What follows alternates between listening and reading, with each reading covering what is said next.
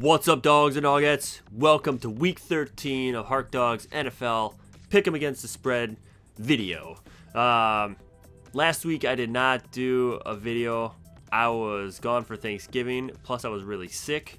I just didn't have time during the week to do it. Usually I do it Thursday nights before the games, and obviously Thursday I was gone for Thanksgiving with my family, and just didn't have time during the week to do it, unfortunately. So but I did make my picks, and I could quick go over them for you. Let's do them real quick here. Oops, didn't want to do that. What was that, week 12? Yeah, so I got Detroit right, Carolina right, Green Bay I got wrong, Oakland I got correct, Kansas City I was wrong on the Indianapolis Tampa game, right Washington beating the Giants, wrong on Houston New Orleans, which was surprising. New Orleans didn't do anything. Houston's defense is really good now. I got Minnesota Atlanta right, Cincinnati right, Jacksonville San Diego wrong, the Jets right, San Francisco and Seattle games wrong, Denver right, I picked Denver to beat New England, and Baltimore Cleveland I got wrong. I mean, Cleveland was going to kick the field goal and cover the spread, and I would have had 10 correct. So I ended up, I think I was 9-7. But let's see how I did over the last 2 weeks. I was 18-11 win-loss, 16-11-2 versus the spread, so picking it up a little bit.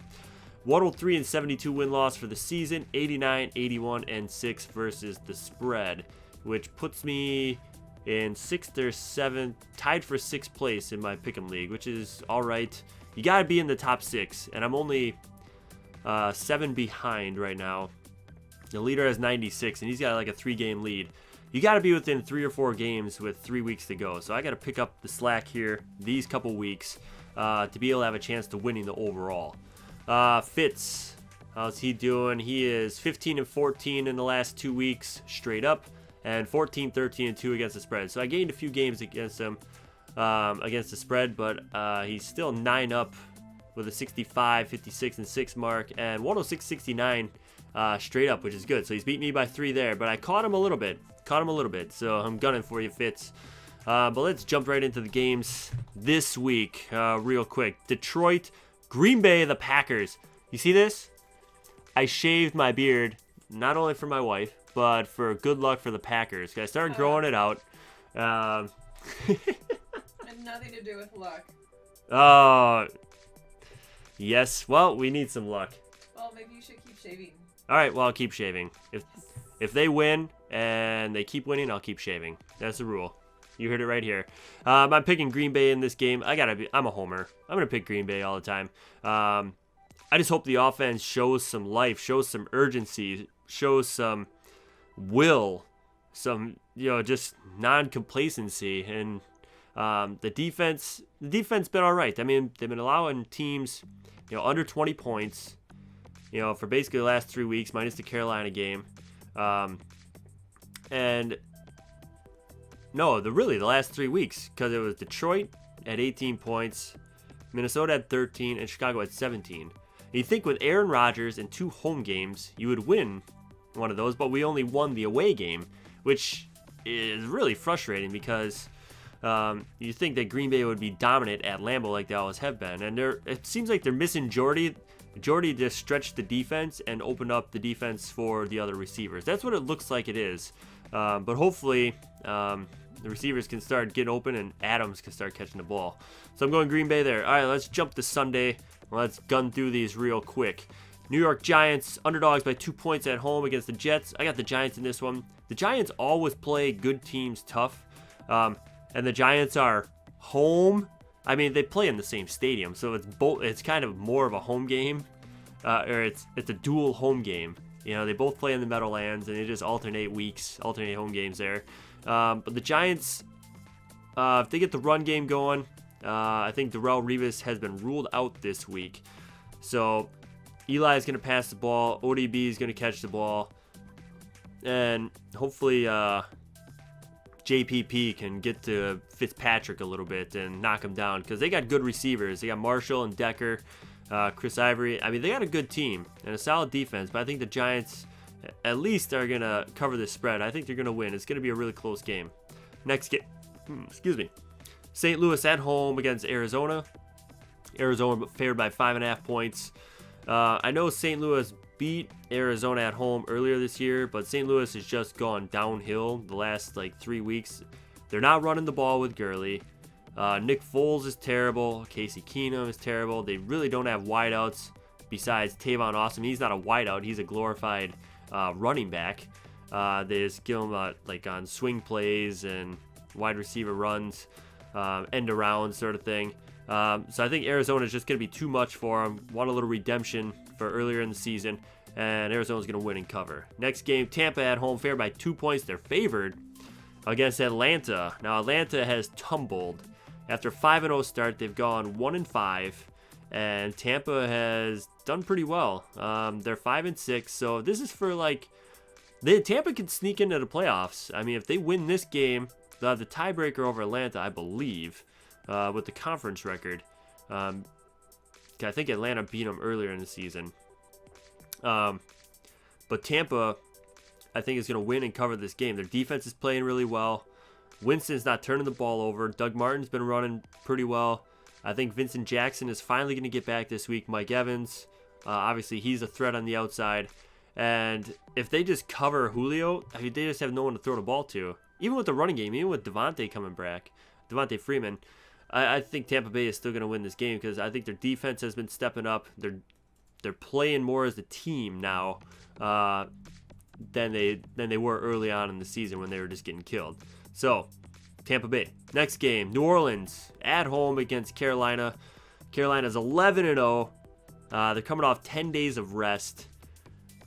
New Orleans, I mean, they just got stomped by Houston in Houston. Drew Brees put up 6 points against that defense. What are they going to do against Carolina's defense? They're going to put up more than 6 points. I know they're at home, but I can't see them putting up more than 17 points, and I feel like Carolina is going to win and cover this game. They're going to put up 30. The New Orleans Saints have the worst defense in the league, the worst passing defense, the worst running defense, just dead bottom of the barrel defense. And against a good opportunistic team like Carolina, they don't stand a chance. Carolina goes to 12-0. Next game, Minnesota at home. Underdogs by 0.5 point against Seattle. Now, this is a very tough game because you got to rank it. Defenses, pretty comparable. Wide receivers, Seattle's a little bit better on the wide receivers. Running back, Minnesota's a little bit better. Minnesota's at home, but they've lost at home to a good running back and a good QB combo, great QB in Aaron Rodgers. And the way Seattle's been playing the last couple weeks and the way that defense has been playing, I mean, Bridgewater just hasn't done enough to show that he can win a game by himself. And Mike Wallace hasn't done anything. Stephon Diggs has come back down to earth. And I think Seattle's going to win and cover this game. I think that the Packers are going to be tied with Minnesota after this weekend again in record and have the tiebreaker. I just don't see Minnesota winning this game. I see Seattle winning this game. Granted, I don't like seeing Seattle win. But yeah, I just can't pick Minnesota. I think they're going to stop AP. And it's going to be a low-scoring game, like a 2017 thing, but Seattle's going to win. Next game, Buffalo at home, favored by 3 points against Houston. Now, Houston did well the last couple weeks. They played some pretty anemic teams, and they also played at home. Let's see, who did they play a couple weeks ago? Okay, against the Jets. And the Jets kind of killed themselves in that game. And then 3 weeks ago, they played Cincinnati on the road and won 10-6. So the defense is really starting to step up. But Buffalo, I mean, it's at home. Houston's on the road. They don't play as well on the road. I know they beat Cincinnati in Cincinnati, but that's Andy Dalton in a big spot sort of thing. I think Buffalo's going to win and cover. I think they're just desperate enough to need this game a little bit more, whereas Houston has a chance to still win the division, whereas Buffalo really does not have much of a chance. I mean, they're down to the Jets. They're not winning the division with the Patriots there. So I think Buffalo, they have to think about this is their playoffs. They have to win out sort of thing, or they have to go 4-1. To even make the playoffs. So they're going to have to win. I think they're going to win this one and cover. Next game, Miami favored by 5 points at home against the Baltimore Ravens. Matt Schaub and Buck Allen led Baltimore Ravens. I mean, would you have thought that, like, in the first week of the season, that you'd be saying those two names as, like, your stars, throwing the ball and running the ball? With Flacco down and Forsett down, going down in the same game. But they still found a way to beat Cleveland on Monday night. Kamara Aiken's kind of stepping up. Crockett Gilmore. The defense is playing okay. But Miami just doesn't really have much of an offense. They kind of got away from Lamar Miller again. Rashard Matthews is injured. So Devontae Parker's stepping up. But he had a decent game last week. But it was all garbage time against the Jets. I think Miami can win this game by a field goal. But I think Baltimore is going to cover the spread. So Miami wins. Baltimore covers the 5 points. Next game, Cleveland at home against the Cincinnati Bengals. My Bengs favored by 7 points. I got Cincinnati in this one. Even if Eifert does not play, I still feel they have enough talent in the backfield with Hill and Bernard, AJ Green, Sanu, Jones, and that defense. The defense is going to be key against Austin Davis because Austin Davis, we saw what he did a couple years ago with the Rams, and he is prone to just being a gunslinger, and he's probably going to turn the ball over a couple times. So I'm going with Cincinnati to win and cover this game on the road. Next game, Tennessee at home against the Jacksonville Jaguars. This is the toughest pick of the week. I didn't want to go so many away games, and I probably shouldn't pick picks like this, but Tennessee has been an ugly team to play at home. Like, the opposing team that comes in there does not play well. It's always a close game. Not many points scored, which hurts me because I have Blake Bortles going in both my fantasy leagues this weekend. Jacksonville's favored by 2.5 points on the road. And with Allen Hurns out with concussion symptoms, it's going to be Julius Thomas, Bortles, and Allen Robinson. And I have Allen Robinson and Bortles in one league, and I need them to go off, which I hope they do. So I'm hoping it's a higher scoring game. I'm hoping it's like a 20-24 type game. I think Tennessee is going to win ugly. There's going to be a lot of penalties. There's going to be a lot of field goals from Josh Myers from Jacksonville, something like that. 27-24. I feel like there's going to score a few more points than they did on Thursday night. That was a short week. So I got Tennessee winning and covering the spread in this game. I'm not very confident about it. I'm hoping Jacksonville blows them out for my fantasy team's sake. Next game, Chicago favored by 7 points at home against San Francisco. Now, San Francisco's defense has been playing a lot better. They showed it last week. After Chris Johnson went down, they only allowed 19 points to the Cardinals, which is pretty impressive because the Cardinals put up almost a 50-burger on them the first time they played in, I think, in week 2 or 3. So I got San Francisco covering the spread. I think Chicago, is going to win this game. But I think Blaine Gabbert has been okay. He's been way better than Kaepernick for sure. And he's throwing the ball better. He's not turning over that much like he did with Jacksonville. And I think San Francisco is going to cover this game. So you heard it here first. They're going to cover. Next game, San Diego at home against Denver. Brock Osweiler led Denver Broncos. I have Denver winning and covering this game. I think the defense is just too strong. San Diego has no running game in Melvin Gordon and Danny Woodhead. Malcolm Floyd is back, but he hasn't done much. Stevie Johnson has been okay, filling in for Keenan Allen, but he's not a Keenan Allen. Antonio Gates had a couple touchdowns last week, but you're going to tell me that Denver's not going to cover Gates and they're not going to force Rivers into a pick six. I mean, Rivers always throws a pick six against Denver, it seems, even at home. And Brock Osweiler, he's got the running game. C.J. Anderson, I think, is going to get more touches than Hillman. He's been looking a lot better. I think he's a better runner, north-south, and definitely gets the edge a lot quicker. Hillman is just he's kind of indecisive, and it's kind of showing. C.J. is showing what he did last year, the last 8 weeks. Over the past 3 or 4 weeks, he's had some good games and looked really good against New England. Granted, their top 2 linebackers are out and they couldn't hold the edge, but that's all right because Denver is going to win and cover. Next game, Oakland Raiders at home against the Kansas City Chiefs. Kansas City winners of 5 straight. They're 1-5, and now they're 6-5. And I think they're going to continue that win streak and cover the spread. Oakland is just too young a team, with Latavius in there, with Carr, Amari. Crabtree's only on a 1-year thing, 1-year contract. So, I mean, it'd be nice if they signed him for a few more years, just be like a veteran leadership, with the receiving core. Roberts there.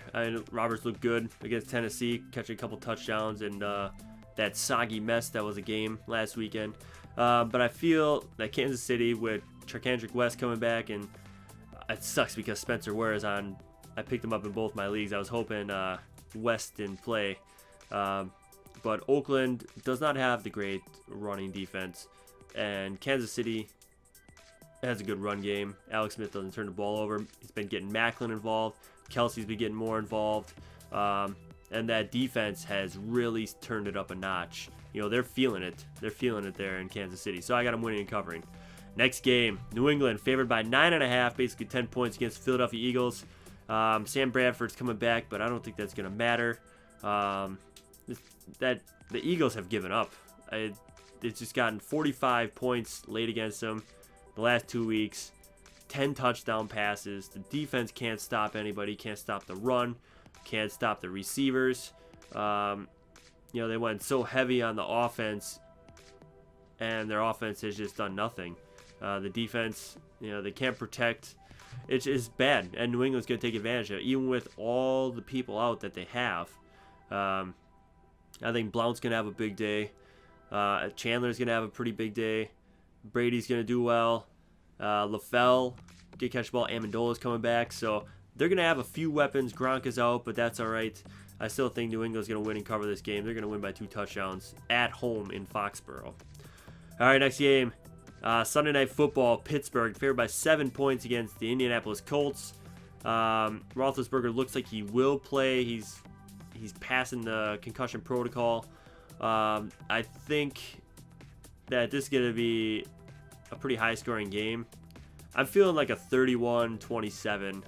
Pittsburgh's going to win. Indy with Matt Hasselbeck, who doesn't turn the ball over, distributes well, and that team is just, they feel good when Hasselbeck is there. He's showing that veteran leadership. Luck, that Luck didn't have, and the team was in disarray, and the team's kind of rallying around Hasselbeck, even with that front office and head coach